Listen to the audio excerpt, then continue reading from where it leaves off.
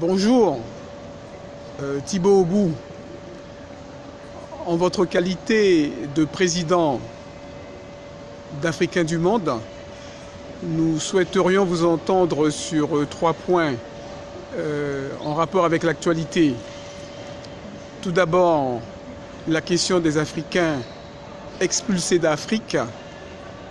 Ensuite, la question du cyclone à Saint-Martin, le traitement de l'information qu'on a eu à ce sujet. Et enfin, la situation actuelle en Côte d'Ivoire, la situation politique. Alors, commençons donc par le premier point, la question de l'expulsion des Africains en terre d'Afrique. Bonjour et bonjour à tout le monde. Je pense que pour les Africains, ça reste un drame.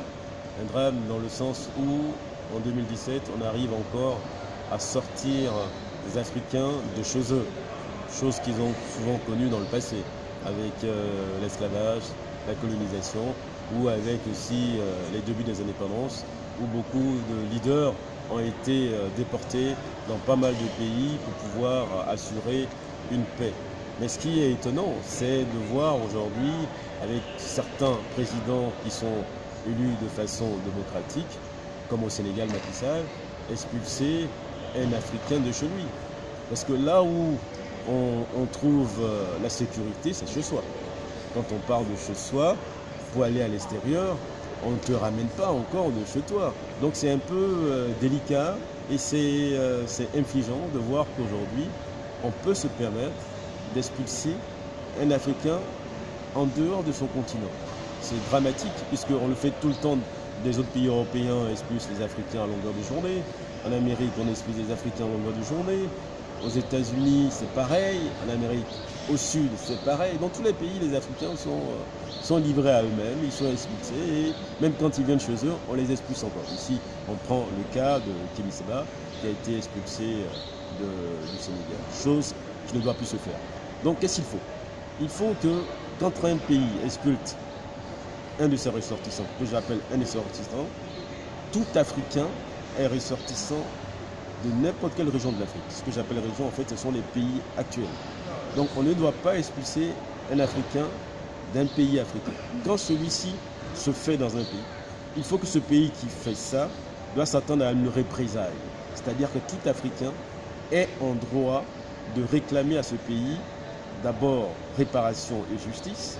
Deuxièmement, il doit accueillir de façon affligeante aussi n'importe quelle autorité de ces pays-là qui a expulsé un Africain en dehors de ce pays-là. Concrètement, ça veut dire quoi? Ça veut dire que les Africains aujourd'hui ne doivent plus aller au Sénégal pour une visite d'amitié ou de tourisme, jusqu'à ce que les Sénégalais rappellent leur fils qu'ils ont expulsé, c'est-à-dire Kémy Séba, ou d'autres encore qu'ils expulsent. C'est pareil pour les autres pays africains où on expulse les Africains, notamment, je prends ici le cas de l'Éthiopie, où on expulse les Africains, de l'Afrique du Sud, où on expulse les Africains. Tout ça, ce spectacle comique, nous allons y mettre fin par nous-mêmes. On ne va plus attendre que ça vienne de l'extérieur. Nous allons y mettre fin par nous-mêmes, par des actions concrètes. Qu'un Africain est expulsé, dans l'immédiat, tous les Africains qui avaient même déjà payé leur billet d'avion pour se déplacer, annulent ces billets, se font rembourser et ils ne vont pas dans ces pays.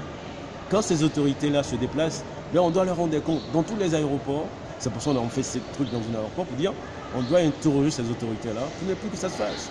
Puisqu'un Africain doit être en sécurité en Afrique. Ça, c'est le point de départ. On doit faire en sorte que ça soit respecté un peu partout.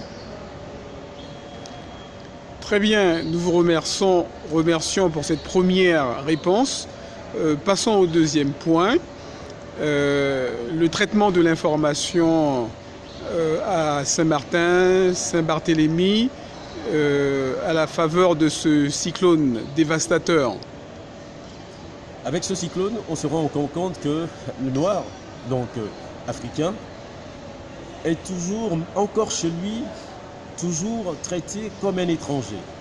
On s'est rendu compte sur les émissions de télévision, à la télé française en l'occurrence, que ce soit sur TF1, Antenne 2, sur les télés à chaîne information rapide on a l'impression qu'à Saint-Martin, Saint-Barth, il n'y a pas de noir. Il n'y a que de blanc à Saint-Martin, il n'y a pas de noir. Et quand on montre un Africain, un noir, mais soit c'est celui qu'on montre comme quelqu'un qui va aller détruire, qui va aller prendre à gauche, à droite des éléments de télévision, il va faire les casses en gros. Et quand de l'autre côté, les Européens blancs font les casses, on les montre comme des gens qui sont dans les situations délicates. Donc ils ne peuvent pas faire autrement que de piquer pour survivre. Donc ils sont en train de survivre. De l'autre côté, quand on montre l'Africain, on montre quelqu'un qui casse, alors que Saint-Barth et les autres se trouvent en Amérique et dans les îles américaines, qui sont des îles où habitent les Africains. Pour Saint-Barth et pour Saint-Barth à 80%, c'est des îles qui sont habitées par les Noirs. Donc comment se fait-il qu'on ne les voit pas à la télévision en train d'être secourus par l'État? Et deuxièmement, on se rend compte qu'ils se sont battus tout seuls pour pouvoir survivre, pour pouvoir rester sur place. Et on nous montre des îles comme étant des îles habitées exclusivement par des Européens, par des Blancs en l'occurrence. Donc ce que je veux dire, c'est-à-dire que l'Africain là où il est toujours mis à l'écart sur son propre territoire. Donc il nous appartient, nous, en tant qu'organisation africaine du monde, de faire en sorte que ces frères-là qui sont dans ces situations-là soient d'abord secourus en priorité, parce qu'ils sont chez eux. Ils sont chez eux. Il ne faut pas l'oublier, Saint-Barth, c'est d'abord un pays noir. Donc comment se fait-il qu'il y a un drame et on les met à l'écart? Donc il faudrait qu'on s'organise pour donner la vraie information sur Saint-Barthélemy, c'est-à-dire que c'est un pays de noirs où les noirs y vivent, ils ne sont pas que de passage. Ce n'est pas des touristes. Tout le monde n'est pas touriste là-bas et il y a des habitants qui sont là-bas qui ont connu un drame et ces drames-là, on doit l'informer de façon claire, de façon simple, et faire en sorte qu'il soit secouru par tout le monde. Et d'abord par nous. Voilà. D'accord, donc nous avons bien compris que ces Noirs qui sont à Saint-Barth, que vous appelez donc à juste titre des Africains, ils ont droit au respect comme les autres. Non seulement ils ont droit au respect comme les autres, mais ils sont chez eux. Et quand on monte la télé, on a comme l'impression qu'ils sont étrangers, ils sont immigrants, mais ils sont d'abord chez eux. Et c'est chez eux qu'on fait une planification financière, commerciale et tout ça, sur leur terre. Mais c'est d'abord chez eux. Donc si on doit secourir des gens, mais c'est d'abord les habitants de ces pays-là qu'il faut secourir. Et après, on peut aussi étendre le secours à tout le monde. Mais on ne peut pas ne pas en parler et faire si comme ils n'existaient pas. Et quand on en parle comme c'est des gens qui font des casses. On n'est pas dans un cas de casse, on est dans un cas de phénomène naturel. Hein? Très bien, merci pour cette deuxième réponse. Passons donc à la dernière. La situation politique actuelle en Côte d'Ivoire. La situation politique actuelle en Côte d'Ivoire, elle est dramatique. Elle est dramatique parce que depuis d'ailleurs très longtemps, depuis 2011, tous les fondamentaux sont à terre. Ce que j'appelle fondamentaux, c'est-à-dire que les hôpitaux sont à terre, les hommes d'affaires qui se débrouillent pour maintenir l'État en fonction, même ces hommes d'affaires-là, on leur retire tout sur des prétextes fallacieux.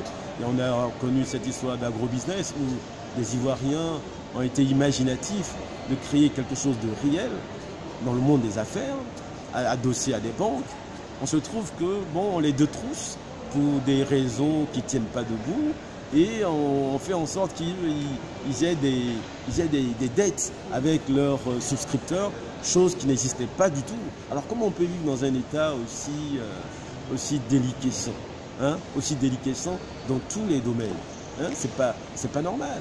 C'est pas normal que les gens se sentent en insécurité et que leur salut, ça soit simplement leurs enfants qui sont à l'extérieur, qui doivent leur envoyer de temps en temps de quoi manger, de quoi se soigner, de quoi se vêtir, de quoi mettre à l'école d'autres personnes.